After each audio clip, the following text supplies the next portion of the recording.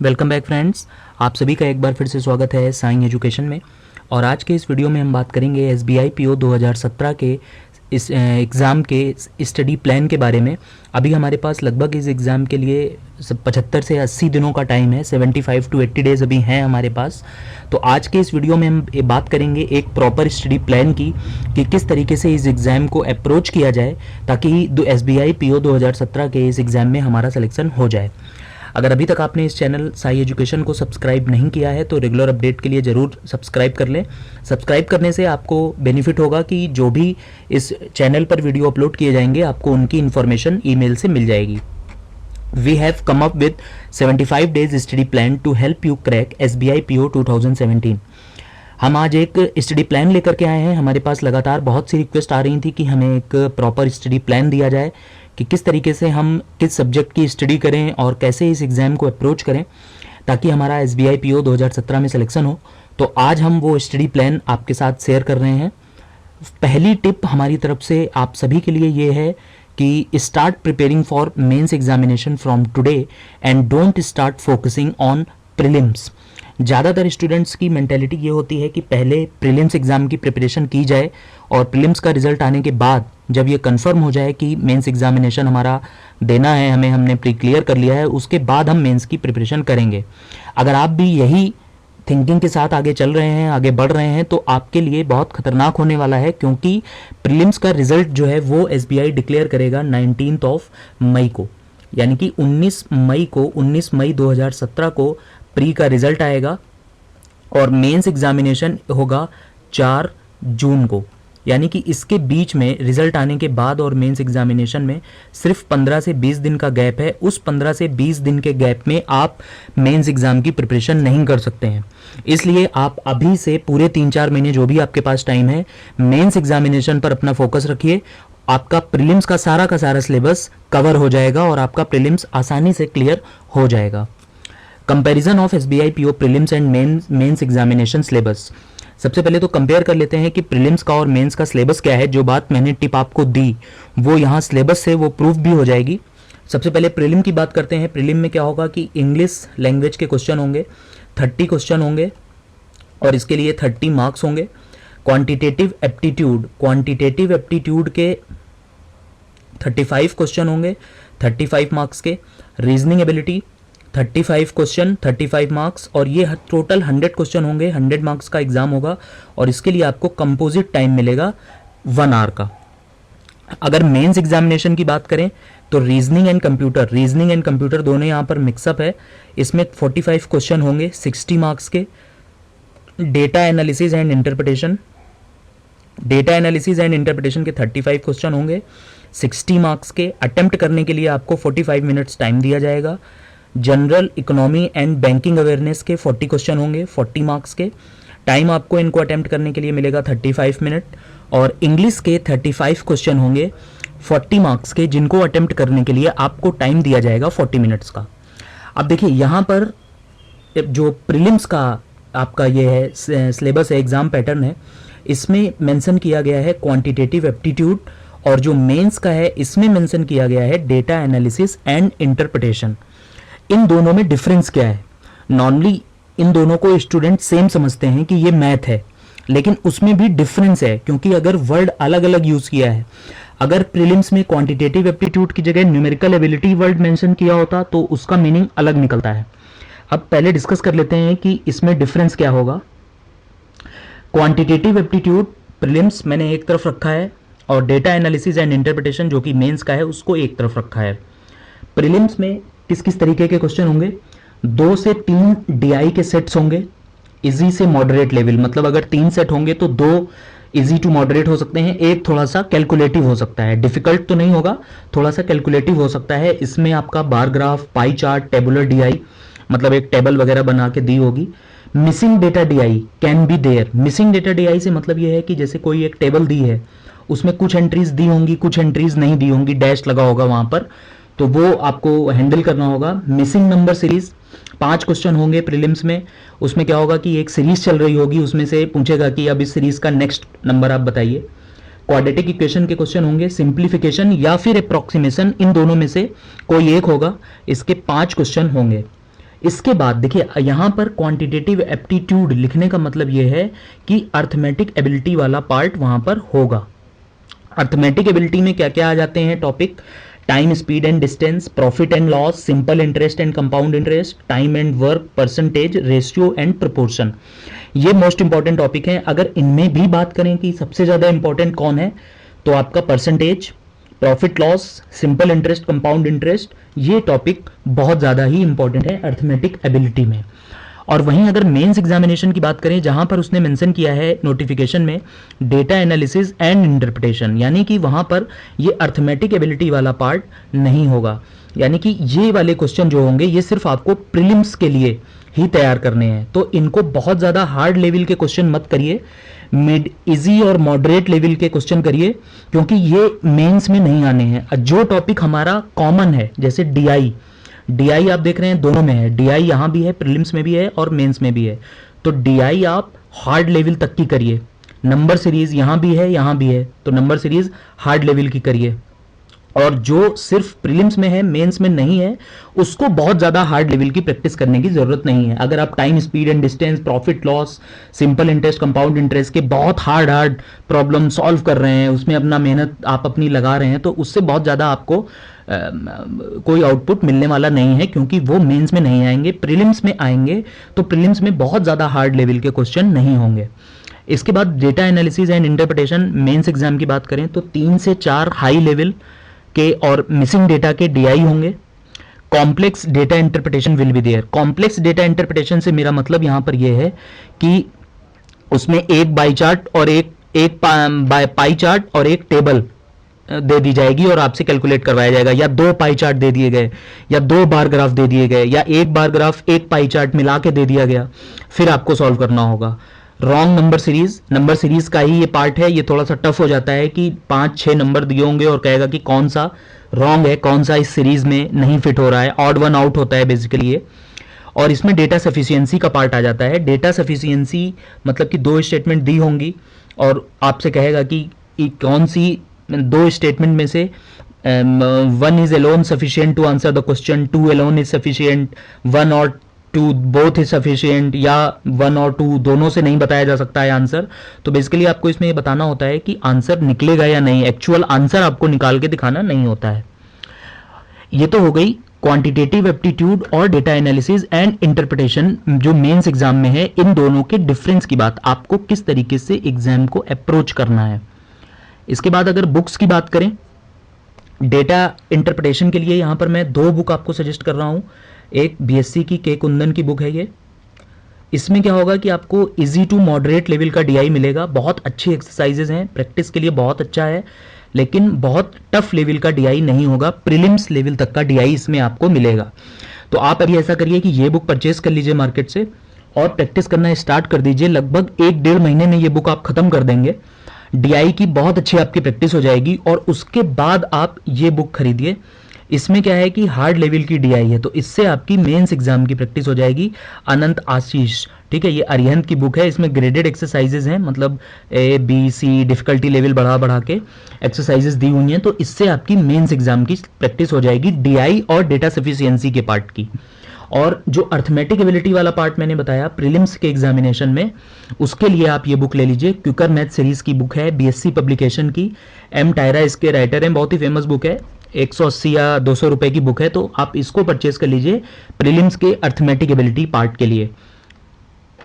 इसके बाद बात करते हैं रीजनिंग की। रीजनिंग में प्रीलिम्स में क्या क्या होगा, मेंस में क्या क्या होगा, वो सब डिस्कस कर लेते हैं। प्रीलिम्स में अगर पहली बात करें तो पजल्स होंगी। पजल्स में जैसे फ्लोर पजल होगी कि 8 फ्लोर की कोई बिल्डिंग है, उसमें 8 फ्लोरों में कोई कोई लोग रहते हैं। इसमें 2 वेरिएबल होंगे, 8 लोग हैं, 8 लोग 8 फ्लोर पे रहते हैं, उनके पास डिफरेंट डिफरेंट कलर की कारें हैं। सीटिंग अरेंजमेंट होगा, सर्कुलर हो सकता है कि एक सर्कुलर टेबल पर 8 लोग बैठे हुए हैं, या सिंगल लाइन हो सकती है कि एक लाइन है उसमें 8 लोग नॉर्थ की तरफ फेस करके बैठे हुए हैं, या डबल लाइन कि 4-4 लोग 2 लाइनों में हैं, 4 लोग नॉर्थ फेस कर रहे हैं, बाकी लोग साउथ फेस कर रहे हैं, इस टाइप से। कोडिंग डिकोडिंग के क्वेश्चन होंगे और old pattern can be there. Prelims में हो सकता है कि ओल्ड पैटर्न की कोडिंग डिकोडिंग आपको मिल जाए जो पहले आया करती थी। कोडेड इनइक्वालिटीज के 5 क्वेश्चन होंगे, डायरेक्शन के 1 से 3 क्वेश्चन, सिलोलिज्म के 5 क्वेश्चन, नॉर्मल सिलोलिज्म स्टेटमेंट दिया हुआ है, कंक्लूजन निकालना है, हो सकता है वहां पर मिल जाए। ब्लड रिलेशन के 1 से 3 क्वेश्चन आपको मिलेंगे। इसके बाद बात करते हैं रीजनिंग के मेन सेक्शन की। पजल्स, हार्ड लेवल की पजल्स होंगी, इसमें 2 या फिर इवन 3 वेरिएबल हो सकते हैं, और जितने वेरिएबल बढ़ते जाते हैं पजल्स उतनी ही सॉल्व करना टफ होता जाता है। तो पजल इसमें 2 या 3 वेरिएबल की भी आपको मिल सकती है। Seating arrangement with blood relation, seating arrangement होगा विद ब्लड रिलेशन, यानी कि इसमें ब्लड रिलेशन भी होगा सीटिंग में, ठीक है। और कोडिंग डिकोडिंग, कोडिंग डिकोडिंग जो होगी ये आपको न्यू पैटर्न की ही मिलेगी मेंस के एग्जामिनेशन में। बिल्कुल आप आशा मत करिए कि आपको ओल्ड पैटर्न की coding decoding SBI PO mains में मिलेगी। और न्यू पैटर्न की जो कोडिंग डिकोडिंग है ये एसबीआई पीओ ने मेंस के एग्जाम में लास्ट ईयर 2016 में इंट्रोड्यूस करी थी। तो इसके ऊपर हमारे इस चैनल पर साई एजुकेशन पर बहुत जल्दी एक सीरीज आने वाली है रीजनिंग की, कोडिंग डिकोडिंग की। उसमें हम आपको प्रैक्टिस करवाएंगे कोडिंग डिकोडिंग के नए पैटर्न के क्वेश्चन, जो कि बुक्स वगैरह में अभी कहीं नहीं आपको मिलेंगे। Direction sense high level question होंगे। सिलोलिज्म भी न्यू पैटर्न का इंट्रोड्यूस हो चुका है, इसकी भी हम बहुत जल्दी वीडियो लेकर के आने वाले हैं। सिलोलिज्म के लिए कोई भी बुक आप फॉलो मत करिए, क्योंकि बुक्स में सारे ओल्ड पैटर्न वाले क्वेश्चन दिए हुए हैं। बुक्स वगैरह अभी अपडेट नहीं हुई हैं, उनमें ये सब क्वेश्चन अभी नहीं आए हैं। इनपुट आउटपुट के क्वेश्चन आपको सब जगह मिल जाएंगे, प्रैक्टिस करिए। डेटा सफिशिएंसी भी मिल जाएगी आराम से। एनालिटिकल रीजनिंग, एनालिटिकल रीजनिंग जो है ये रीजनिंग के मेंस एग्जामिनेशन में बहुत बड़ा फैक्टर होता है। एनालिटिकल रीजनिंग के 7 से 10 क्वेश्चन तक हो सकते हैं। और एनालिटिकल रीजनिंग में कौन कौन से क्वेश्चन होते हैं? एजम्पशन, स्टेटमेंट एंड एजम्पशन वाले होते हैं। आपको एक स्टेटमेंट दे दी, 2 एजम्पशन दे दी जाएंगी, फिर which one is implicit, 1 is implicit, 2 is implicit, both, none, इस टाइप से। स्टेटमेंट कोर्स ऑफ एक्शन वाले क्वेश्चन हैं, स्टेटमेंट एजम्पशन वाले हैं, इस टाइप से क्वेश्चन होते हैं एनालिटिकल रीजनिंग में। एनालिटिकल इस पूरे रीजनिंग सेक्शन के लिए कौन कौन सी बुक्स आप परचेज कर सकते हैं, जो मेंस एग्जामिनेशन में बहुत ज़्यादा मैटर करता है पार्ट एनालिटिकल रीजनिंग का, उसके लिए ये बिल्कुल मास्टर स्ट्रोक है एम के पांडे। आप ये बुक आज परचेज कर लीजिए और इसको पढ़ना स्टार्ट कर दीजिए, क्योंकि अगर आप इसको ये सोच के बैठेंगे कि एनालिटिकल रीजनिंग मेंस में पूछी जाएगी तो प्रीलिम्स के बाद एनालिटिकल रीजनिंग पर फोकस करेंगे, आप 15 दिन में एनालिटिकल रीजनिंग का कॉन्सेप्ट नहीं पकड़ सकते। एनालिटिकल रीजनिंग में कोई भी ऐसा फॉर्मूला नहीं है कि आप फॉर्मूला लगाएंगे तो आंसर आपको मिल जाएगा। इसमें आपको अपना IQ बिल्डअप करना होगा और उसमें टाइम लगता है, 1 से 2 महीने 3 महीने लगेंगे। एनालिटिकल रीजनिंग की ये बुक आप डेली 1 से 1.5 घंटा पढ़ना स्टार्ट कर दीजिए। और RS अग्रवाल की ये बुक है verbal and non verbal reasoning, इसमें आपको पजल्स वगैरह अच्छे लेवल की मिल जाएंगी, ठीक ठाक लेवल की पजल्स दी हुई हैं, डायरेक्शन के क्वेश्चन, ब्लड रिलेशन के क्वेश्चन इसमें मिल जाएंगे। ये बुक थोड़ी सी कॉस्टली है, ये आपको 150 से 200 रुपये के अंदर में ये मिल जाएगी। तो ये बुक तो आप तुरंत परचेज कर लीजिए। इसके लिए आप अगर ना भी परचेज करना चाहें तो ऑनलाइन भी मैटर आपको मिल जाएगा।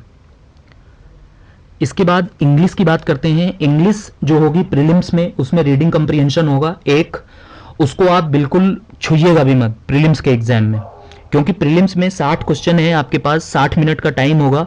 इंग्लिश को आप 12 से 15 मिनट से ज़्यादा दे नहीं पाएंगे, क्योंकि मैथ और रीजनिंग आपका काफ़ी टाइम खा जाएगी उसे 1 घंटे में।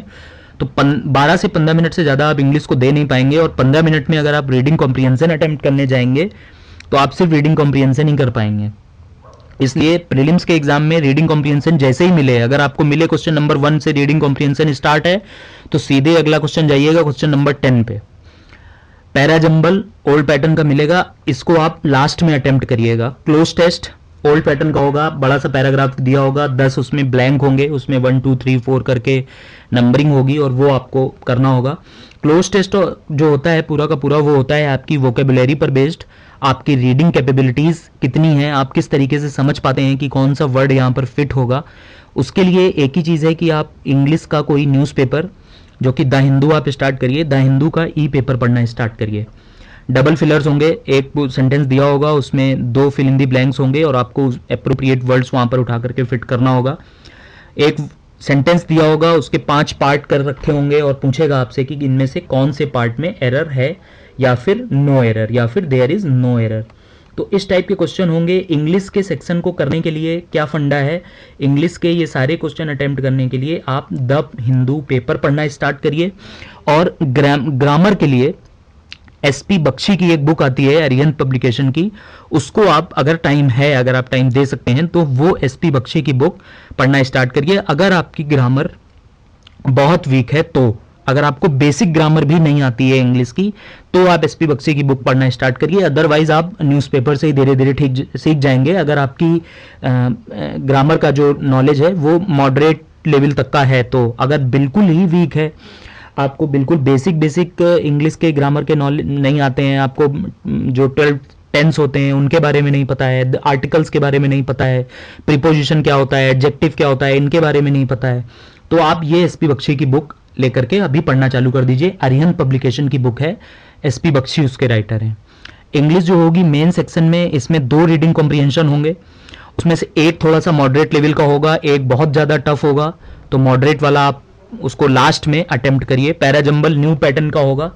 पैराजंबल न्यू पैटर्न का ऐसे है कि पूरे सेंटेंस दिए होंगे, ठीक है, और पिक इररिलेवेंट सेंटेंस, मतलब जो 5 आपके ऑप्शन होंगे उसमें आपको 5 लंबे लंबे सेंटेंस दिए होंगे, और 4 जो होंगे वो आपस में मिलते जुलते होंगे, किसी एक कॉमन टॉपिक पर होंगे, और जो एक उनमें से कोई होगा वो बिल्कुल इररिलेवेंट होगा, जिसका बाकी के चारों से कोई लेना देना नहीं होगा, तो वो आपको करेक्ट ऑप्शन होगा। आपको बताना होगा कि कौन सा बाकी के 4 से रिलेट नहीं कर रहा है। क्लोज टेस्ट न्यू पैटर्न पर होगा। इसके लिए बेसिक फंडा मेंस एग्जामिनेशन के लिए सबसे जो स्ट्रॉन्गेस्ट पार्ट है वो आपकी है वोकेबुलरी। आपको अपनी वोकेब स्ट्रॉन्ग करनी पड़ेगी, उसके लिए आप पढ़ना स्टार्ट करिए। The Hindu paper E paper के लिए सब्सक्राइब कर लीजिए। अब हम बात करते हैं 70 डेज प्लान की, 75 डेज के प्लान की। 75 दिन जो हमारे पास हैं इनको कैसे हमें यूटिलाइज करना है। इन 75 दिनों को आप 2 पार्ट में डिवाइड करिए। पहला 50 दिनों का प्रैक्टिस फेज होगा ये, और दूसरा नेक्स्ट 25 डेज का पार्ट होगा, जिसमें हम एग्जाम से रिलेवेंट अपनी प्रैक्टिस करेंगे और स्पीड बिल्डअप करेंगे, क्वेश्चन को जल्दी जल्दी दिए हुए समय में कैसे सॉल्व करना है।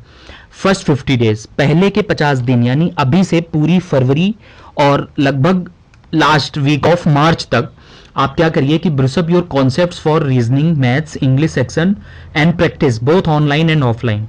पहले के जो 50 दिन हैं इसमें आप क्या करिए कि जैसे अर्थमेटिक एबिलिटी के मैंने क्वेश्चन बताए, आपको टॉपिक बताए, टाइम स्पीड एंड वर्क है, टाइम एंड वर्क है, उसके बेसिक फॉर्मूले, बेसिक क्वेश्चन पढ़ने स्टार्ट करिए।